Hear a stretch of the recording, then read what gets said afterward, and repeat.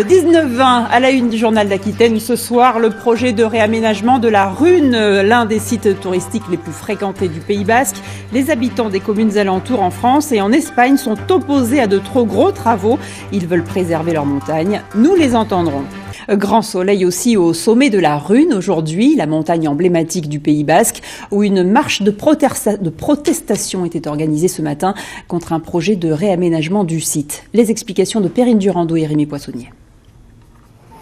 La Rune, stop, Essunki, n'y touchez pas. C'est ainsi que près de 500 personnes se sont rassemblées pour la première fois au sommet de la Rune ce midi pour dire non à un projet d'aménagement et de construction d'une passerelle, projet du Conseil départemental des Pyrénées-Atlantiques. Sécurisé, oui, mais pas défiguré. Les collectifs de défense de ce massif symbolique du Pays Basque, situé à plus de 900 mètres d'altitude, dénoncent un projet qu'ils considèrent comme pharaonique. Nous ne sommes pas du tout contre l'accueil du public, mais on pense que ce massif est surfréquenté et on veut qu'il reste le plus naturel possible, d'autant plus qu'il est protégé. Près de 360 000 personnes atteignent chaque année le sommet de la Rune, soit avec le petit train, soit à pied.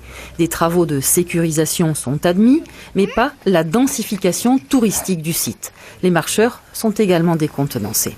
Ma crainte, c'est d'amener un tourisme de masse sur la Rune et que la biodiversité soit atteinte. Donc on va massacrer l'environnement.